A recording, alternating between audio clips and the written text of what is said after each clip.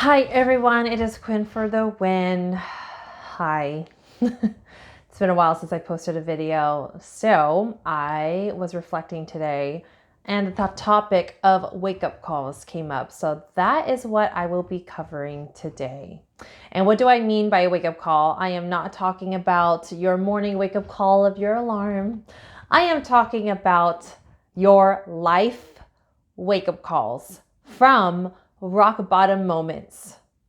Rock bottom moments emotionally, mentally, spiritually, physically, and or financially kind of bottom where you feel completely empty in those areas and you're on your way to severe depression and perhaps calling it quits for your life.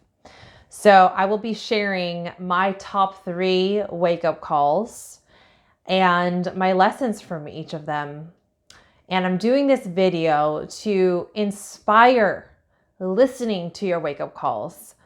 These rock bottom moments, the purpose of it is not to punish you. Its purpose is to wake you the fuck up so that you can really see what is here for you that will change your freaking life. It is communicating to you, hey, something was missed here. Hey, there's a gap here. Hey, there's a lesson here for you so that you can go on about life with the gems here that is here for you to discover. And it's all about the questions, which I will get into that.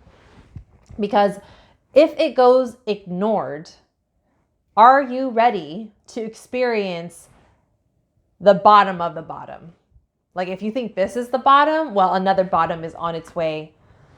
If it's to be chosen to be neglected and ignored and covered up and numbed out and distracted from really looking at it, feeling it, giving it the love, giving it the space to be heard, understood, processed, healed, all of it. Okay, so 2 of my rock bottom moments was experiences that that's like I was experiencing the rock bottom moment inflicted by myself. And then the third one that I'm going to be discussing is something recent. And I've experienced this rock bottom moment through experiencing it with someone else's rock bottom moment. Okay. So the first one that comes to mind is my devastating second long-term relationship breakup. I was emotionally depleted. Mentally, I was at a war with myself, fucked up. Spiritually, though, I want to say, I remember telling my past partner that I felt like my soul, spirit, was dying. And it's because I have made choices in my life that was all about saving the relationship, all about growing the relationship. So when it was falling apart, I was falling apart. And basically, I was feeling my soul, it was about to die. And I remember feeling like there's no way that I can experience a more bottomer than this, because it would mean depression, like severe depression, where it was going to lead me to suicidal thoughts. So that was my wake-up call. And from there, that is when my self-love journey started. I am a forever recovering codependent. So that led me to learn my lessons that if you are going to choose to dedicate your decisions around living for someone else, you're going to hit rock bottom. And so my lesson was to learn how to be independent, to learn how to face my feelings, endure the feelings that I've been avoiding, and learning how to cope with them in the healthiest manner and ultimately become my own best friend. If y'all have been following me for a while, you know that is my number one self-love promise to myself. So yeah, leave a 1 in the comments if you have experienced your wake-up call. That was something that I wanted to shout out to. Leave a 1 in the comments if you have experienced a wake-up call, meaning you actually learned from it. If you experience rock bottom moments and you haven't learned from it, then leave a 2.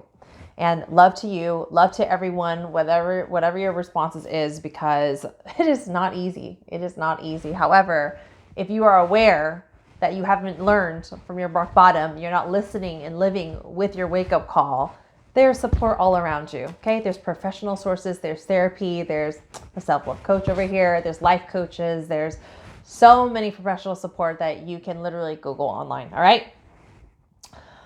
All right, the second rock bottom that led me to my second wake-up call was receiving results from my pap smear that I had severe, they called it a level 3 type, severe precancerous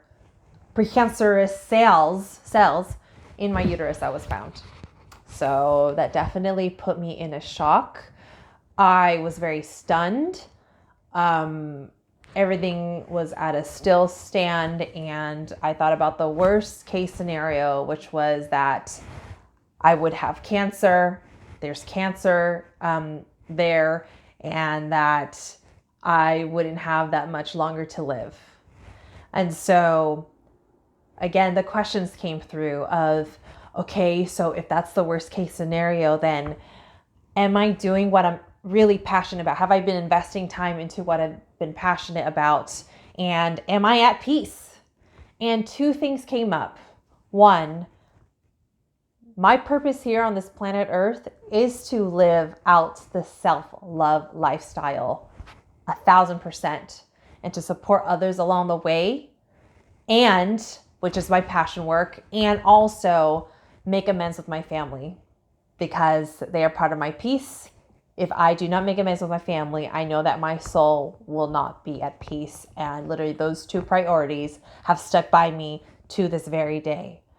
And I mean, which leads me to being grateful that I got to clear things up with my brother, because my next third bottom moment was witnessing my brother not struggling to breathe and eventually not breathing, and calling 911. And when the ambulance came, being told that it's not looking good, and they were just pumping his chest. And they said, we're just going to work. Usually how this goes, we'll work on him for 20 minutes. And if there's nothing, then that's it. And that was my bottom. And this bottom hit different because this is you witnessing your loved one literally either about to survive this or not. And yeah, and it's been quite a journey. It's been 49 days now from that day. And I'm still processing, of course, creating as much space as possible. And lessons are continuously coming through. And the main lessons here that I really needed to learn and grasp and have a wider perspective on is that it is not my fault that he's in the condition that he is. There's things that was happening way before that's leading up to this moment, and it brought up boundaries that I witness getting kind of blurred and bended a bit. And also, when we're on a journey with someone, we're entering into an area that we don't have any experiences with. It's like foreign territory.